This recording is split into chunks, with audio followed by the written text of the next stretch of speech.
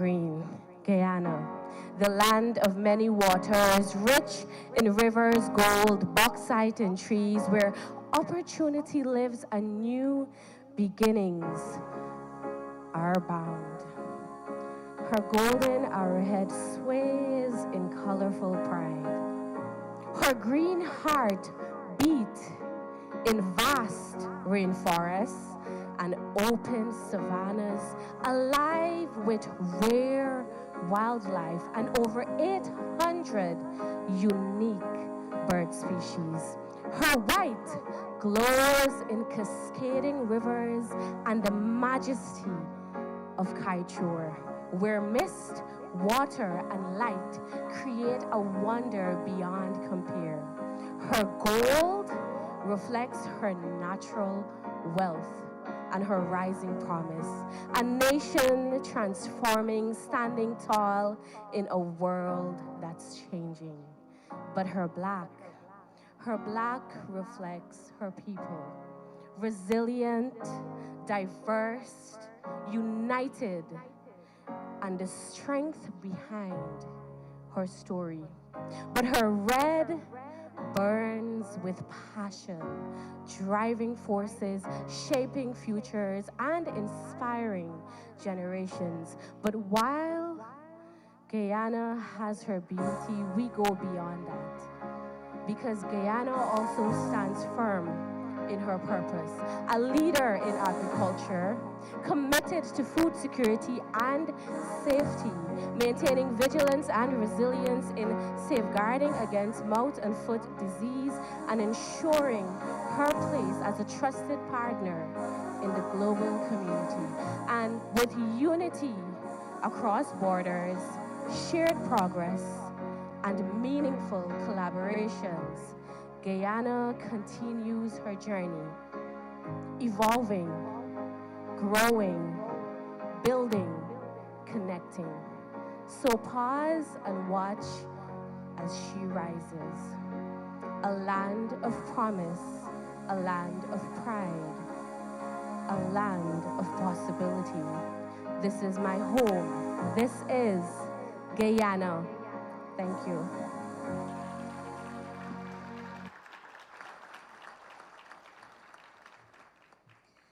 Thank you, Daniela, for that beautiful and thought-provoking piece. It's burning in our hearts as we get ready to celebrate our 60th anniversary next month as an independent nation. Distinguished ladies and gentlemen, we now arrive at a defining moment in our program as we get ready to hear from a leader who is at the forefront of sustainable development, regional cooperation, and agricultural innovation. Through a clear and strategic vision aligned with Guyana's 2030 goals, advancing, as Daniela just shared so beautifully, food security, strengthening resilience, and positioning Guyana as a regional food production hub. His leadership continues to drive progress where it matters most. Please rise and join me in warmly welcoming His Excellency Dr. Mohamed Irfan Ali, President of the Cooperative Republic of Guyana, for the feature address. Thank you very much. Please have your seats. That was the voice of Michelle, an extraordinary young citizen of our country. Always great to have her on any program. Distinguished cabinet members, representative of the different organizations present here, esteemed delegates and partners, ladies and gentlemen, it is a profound honor to welcome you to the Cooperative Republic of Guyana for COSALFA 52nd, the conference of the official veterinary service of Latin America. Our nation has hosted this distinguished gathering in 2008. Today, we return as a transformed country, a rising agricultural powerhouse, a leader in animal health, and one of the countries in Latin America and the Caribbean, along with Brazil, Bolivia, Belize, Dominican Republic, Peru, Suriname, and Chile, which are designated free of foot and mouth disease without vaccination. I want us to applaud those countries for their efforts. Guyana's designation as free of foot and mouth disease is more than a veterinary achievement. It is a strategic advantage for both Guyana and the wider Caribbean. It strengthens national and regional food security. It protects livestock industries. It opens valuable export opportunities. And it positions Guyana as a dependable supplier of meat and dairy products within CARICOM. At a time when the region is seeking to reduce its dependence on imported food, Guyana's disease-free status enhances confidence in our agricultural systems, support investments, and serves as an important line of biosecurity protection for neighboring states. In this sense, it is a pillar of economic resilience and regional food security. That resilience has become even more vital in an era when external shocks can rapidly disrupt access to food, inputs, and markets beyond our shores. As happening as I speak, given the present global turbulence arising from the volatile situation in the Middle East. International shipping networks are facing disruption. Fertilizer supplies are being constrained. Grain shipments are delayed. And livestock trade logistics have become increasingly uncertain. For our region, which still imports far too much of what we consume, this is not a distant crisis. It is a present reality. Higher costs, delayed deliveries, and mounting food insecurity risk are now daily challenges. This makes regional self-reliance, animal health security, and production reliance matters not of aspiration, but of national and regional survival. Our region is home to approximately 590 million susceptible animals, 390 million cattle, 190 million sheep and goats, and 80 million pigs are managed by nearly 5 million farmers, producing over 16.5 million metric tons of beef annually as of 2024. I think we need to give our farmers a huge round of applause. 5 million farmers who are managing this ecosystem, who are working within this ecosystem. We are acutely aware that a single outbreak of foot and mouth disease could devastate food security, rural livelihoods, and trade across Latin America and the Caribbean. Vigilance, as a result, is not optional, it is survival. And yet, vigilance alone is insufficient. We must build systems that are proactive, interconnected, and resilient to shocks, both biological and geopolitical. The systems we build today must be innovative, creative, built on technologies that will allow the optimal use of AI, digitization, and integrated record keeping so that we build a system in which we support each other, in which we allow each other to grow and expand with trust and confidence. Guyana has embraced a bold and decisive vision to become a net exporter of safe, high-quality agricultural products within this decade. We're advancing the 2025+5 initiative, a strategic framework to accelerate agricultural transformation, reduce import dependency, and build genuine food sovereignty across CARICOM. The region has a clear collective mandate: reduce food imports by 4.6 million tons by 2030, and build a resilient, competitive, and climate-smart agri-food system. Among the key priority products are meat and dairy products, for which CARICOM is investing in livestock farms, feedlots, slaughterhouse modernization, and cold chain logistics, modern dairy farms, and pasteurization facilities. CARICOM imports approximately 66,308 metric tons of meat, valuing $312.3 million US dollars, and 204,000 metric tons of poultry and eggs, valuing close to $4 million US dollars. The region has set ambitions 2030 at targets that we believe are achievable. Meat production of 78,000 tons, poultry and eggs 261,000 tons, and dairy 620 tons. As we scale up production of meat, poultry, dairy, and small ruminant sectors, with over US $650 million in investment opportunities, we rely on the assurance that our region remains protected from transboundary animal diseases. It is hoped that the 2026-2030 action plan to be implemented will give us that assurance. CARICOM has adopted trade policy for animal and animal products, regional agricultural health and food safety policy, harmonized SPS guidelines, and alternate settlement mechanisms. These reforms reduce barriers to interregional livestock trade and improve market access. Under this vision, we're expanding production and productivity across livestock, crops, and aquaculture.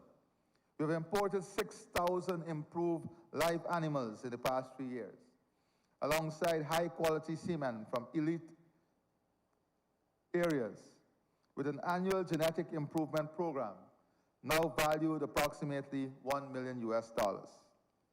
These are not incremental changes, they're transformative investments in our national and regional food future.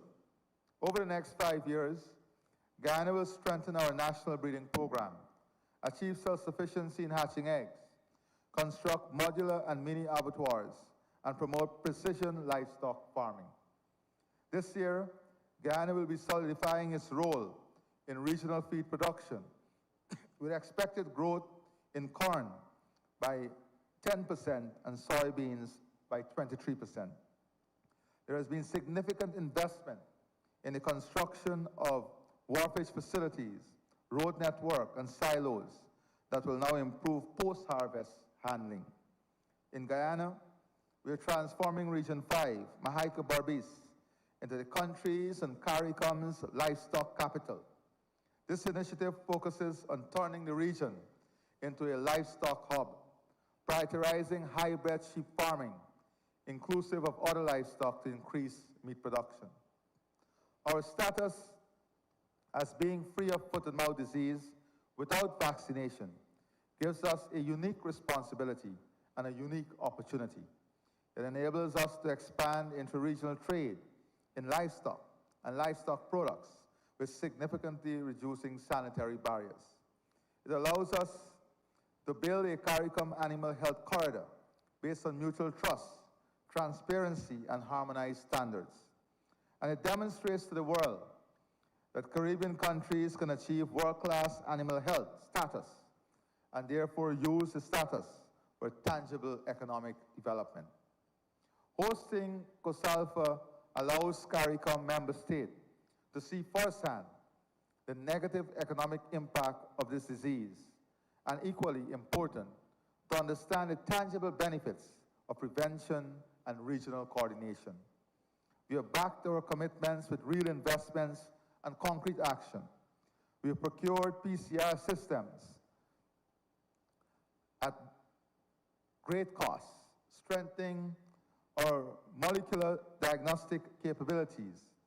We have established bilateral agreements with key biotechnology partners to conduct applied research right here in Guyana.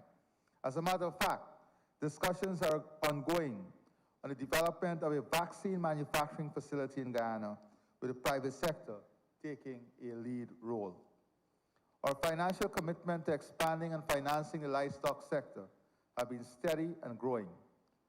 And our traceability system, combined with advances in diagnostics, positions Guyana as a regional reference point for modern, evidence-based animal health management. I want to take a moment to think about how important this event is and how it can help us work together and support each other.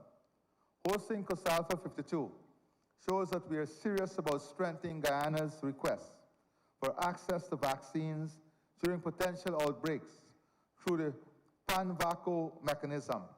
We know this will require the work of all our development partners, and together we can improve our capabilities. This conference also opens up new ways for international financing, such as grants and loans, which are very important for the further development of our local livestock surveillance program. We welcome the support of our partners in this area as we strive to improve our systems. COSALFA 52 is also a great way to make our reporting and surveillance systems better. Not only will this help Guyana, but it will also help our neighbors in an area who look to us for help and advice. I really believe that we can do more by working together and sharing what we know. Beyond national gains, this conference represents a shared commitment across Latin America and the Caribbean to ensure that every citizen has access to safe, wholesome, and nutritious food. The commitment is not aspirational, it is essential. We must strengthen regional surveillance and response systems, not as a national option, but as a collective necessity. We must leverage digital technologies to enhance traceability, data management, and transparency, making our systems trade-ready and trustworthy. We must align our national policies with international standards while ensuring that vaccine access mechanisms are available to all members in an outbreak. And we must build resilience against global shocks, including the Middle East supply chain disruptions, by producing more of what we consume within CARICOM and this region. We must trade more among ourselves. And the only way we can do that is if we build trusted systems and trusted markets. For Guyana, these prospects translate into greater market access, increased investors' confidence, and long-term food security for our people. But they also translate into something larger, the validation of a model in which a small, developing nation can achieve the highest international standards and then use that achievement to lift an entire region. Let this gathering in Guyana, therefore, send a clear and powerful message that our region is united, that our systems are strengthening, and that our commitment to safe, sustainable, and sovereign food production is unwavering. Guyana stands ready to lead, ready to partner, and ready to advance a future where food production, animal health, and public trust go hand in hand. In closing, I extend my sincere appreciation to the organizers, participating countries, and technical partners whose dedication has made this event possible.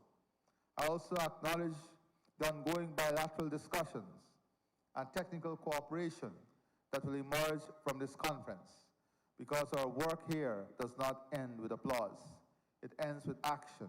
It ends with stronger laboratories, better traceability, faster response times, and deeper trust among neighbors.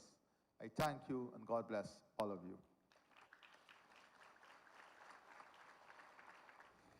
Thank you very much, Madam Chair. Your Excellency, President of the Cooperative Republic of Guyana, Dr. Mohamed Irfan Ali, distinguished delegates from various countries representing here this morning, member of the Diplomatic Corps, and we have a number of representatives from international organizations, ICA, PAHO, FAO, CARICOM, CAFSA, and other organizations that are represented here this morning. Various heads of the Ministry of Agriculture, program heads, permanent secretaries. Today, I have the distinct honor of welcoming you on behalf of the government of Guyana to our beautiful country. It is a privilege to have you here in Guyana as we gather for the 52nd Ordinary Meeting of the South American Commission for the Fight Against Foot and Mouth Disease. We are honored to host this gathering at a time when our region stands at a decisive point in the fight against foot and mouth disease. Across South America, we have seen extraordinary progress built on strong surveillance system, coordinated vaccination strategies, and the tireless work of veterinary services. Many countries in the region now maintain extensive foot and mouth disease-free zone. Some without vaccination, others are advancing towards that goal. These achievements, however, reflects decades of discipline and investment, but they also remind us that the job is not finished. The reality is this: the closer we get to full eradication, the higher the stake becomes. One breach, one lapse in cross-border coordination, one weakness in early detection can undo years of effort. This is why this meeting matters. This meeting will not only reviewing the 2021-2025 action plan, it will also set and prepare to launch the 2026-2030 cycle with sharper tools, stronger system, and a clearer understanding of the risk ahead. For Guyana, hosting COSALFA 52 is part of our broader commitment to strengthen veterinary governance, expanding diagnostic capacity, and improving our national surveillance architecture. We see this meeting as an opportunity to deepen collaboration, accelerate technology adoption, and ensure that every country, large or small, has the system needed to protect its livestock sector. I want to extend a warm welcome to all member states represented here today from both the public and private sector. Your presence demonstrates the strength of this hemispheric partnership. I also acknowledge the leadership of Pan American Foot and Mouth Disease and Veterinary Public Health Center, of the Pan American Health Organization and the World Health Organization, and the dedicated team locally at the Guyana Livestock Development Authority for making this gathering possible. Over the next 2 days, this meeting will examine the technical indicators that define our progress, the robustness of post-vaccination monitoring, the performance of our diagnostic laboratories, the integrity of our traceability and animal movement controls, the readiness of our emergency response mechanism, and the emerging pressures from climate variability to increase trade flow that demands new approaches. This is not a routine meeting. It is a moment to sharpen our collective resolve. The region has come too far, invest too much, and build too strong a foundation to allow complacency to creep in. So let's use this platform to push harder, think bigger, and act faster. Let us ensure that the next action plan positions our hemisphere not only to maintain foot and mouth disease-free status, but to strengthen resilience across the entire animal health ecosystem. In the spirit of strengthening leadership, allow me also to extend on behalf of the government of Guyana, congratulations to Dr. Manuel Sanchez on his appointment as Director of the Pan American Foot and Mouth Disease. We look forward to your leadership and stewardship as we deepen cooperation and advance the shared vision that unites us all here today. On behalf of the government of Guyana, I welcome you once again to this beautiful country.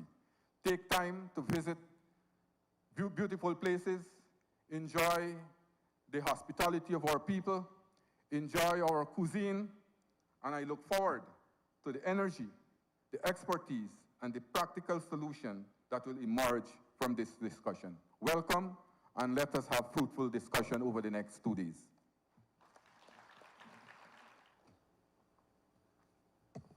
Thank you for the introduction. Your Excellency, President of the Cooperative Republic of Guyana, Mohamed Irfan Ali, Honorable Minister of Agriculture, Zulfikar Mustafa, Director General of Guyana Livestock Development Authority, Duarte Waldron, Representative of Guyana Livestock Producers, Nardio Basodio, distinguished delegates of COSALFA members from the public and private sectors, colleagues, partners, ladies and gentlemen, it is a great honor to open, in my capacity as ex officio secretary of COSALFA, this 52nd ordinary meeting here in Georgetown, Guyana. This occasion, as it was said, is particularly meaningful to me, as this is the first official event since I assumed my role as a director of Panactosa at the beginning of April.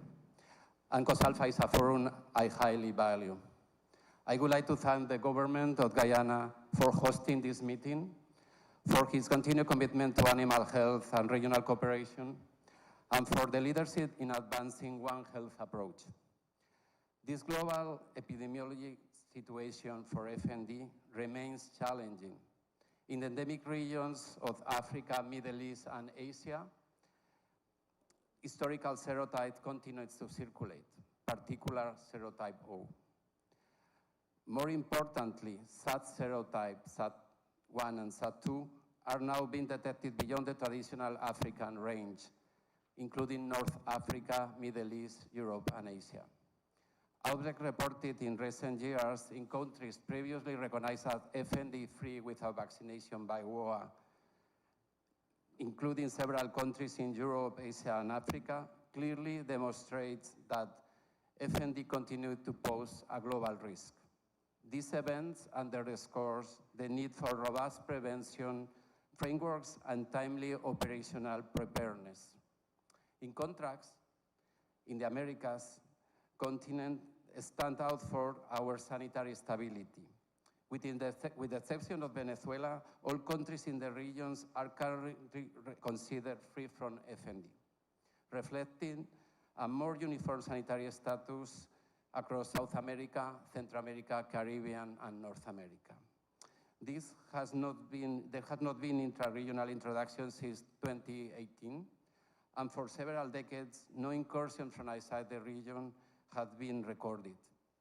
This is due in part to a good context for risk isolation, but also to the strength of our veterinary services, political commitment, and a solid regional coordination, with COSALFA playing a central role.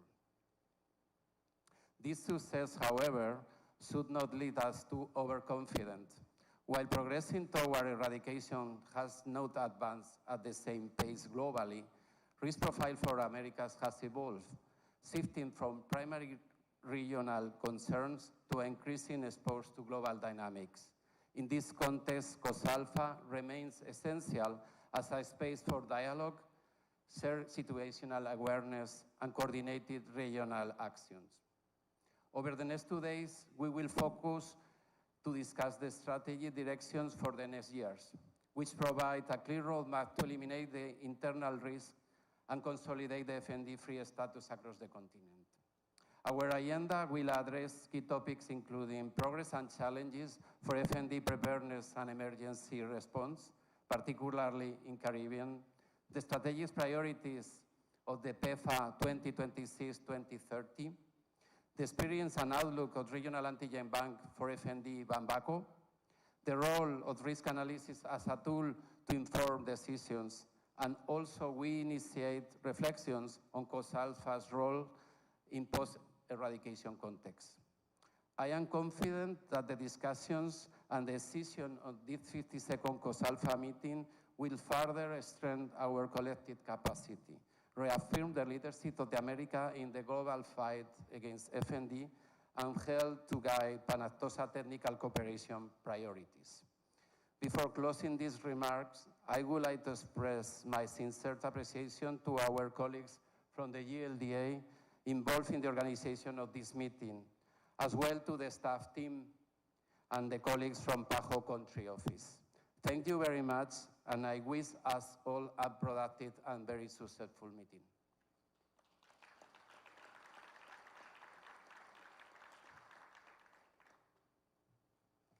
The President of the Cooperative Republic of Guyana, Mohamed Irfan Ali, Honorable Minister of Agriculture, Zulfikar Mustafa, Mr. Chief Executive Officer, Guyana Livestock Development Authority, Dr. Dwight Walrondi, distinguished authorities, delegates, representatives of the public and private sectors, colleagues and friends. It's an honor to join you at the opening of the 52nd Ordinary Meeting of the South American Commission for the Fight Against Foot-and-Mouth Disease in Georgetown, Guyana. For more than 5 decades, this commission, COSALFA, has been a cornerstone of regional animal health governance, bringing together public and private sectors under the technical leadership of the Pan American Health Organization, PAHO, through the Pan American Foot-and-Mouth Disease and Veterinary Public Health Center, Panaftosa. This hemispheric effort, launched 75 years ago, has shown that sustained political commitment, scientific excellence, and regional solidarity can turn ambitious goals into real results. Livestock production remains essential to our economies and food security, supporting the availability of animal source protein and strengthening the resilience of food systems across Latin America and the Caribbean. Today, we are entering the final stage toward the eradication of foot-and-mouth diseases in the Americas. The hemispheric program for the eradication of foot-and-mouth diseases, PEFA Action Plan 2026-2030, provides a clear roadmap to eliminate remaining risks, particularly in the northern Andean region, while strengthening prevention, preparedness, and rapid response capacities across the continent. Allow me now to continue in Spanish.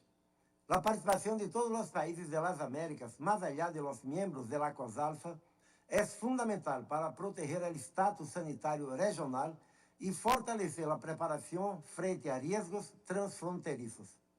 En ese contexto, deseo destacar el Banco Regional de Antígenos para la Fiebre Aftosa, BANVACO. Este mecanismo estratégico coordinado por Panaftosa y disponible para todos los países de la región fortalece a preparação regional ante emergências sanitárias ao garantizar o acesso oportuno a antígenos e vacunas e reforçar nossa capacidade coletiva de resposta ante um eventual brote. A erradicação da febre aftosa forma parte da iniciativa de eliminação de enfermidades lideradas por a Organização Pan-Americana de la Salud, OPS, basada em um enfoque integrado, sostenível e em la cooperação regional. A experiência de las Américas demonstra que o multilateralismo, a coordenação entre setores e o fortalecimento contínuo de las capacidades nacionais são claves para o êxito. Hoje estamos mais cerca que nunca de alcançar um hito histórico, uma região livre de febre aftosa. Pero esse não é o final do caminho. A sostenibilidade, a vigilância e a preparação devem guiar nossos próximos passos. Nossa responsabilidade é clara: proteger os logros alcançados e assegurar que as futuras gerações heredem uma região livre dessa enfermidade. Les deseo uma reunião produtiva, com debates rigorosos e decisões estratégicas que impulsem a implementação efetiva do novo plano de ação. Cuentem com a OPS como um aliado firme e permanente. Seguiremos caminhando junto a ustedes, apoiando a los países da região hasta alcançar e sostener uma América libre de febre aftosa. Muchas gracias. Thank you.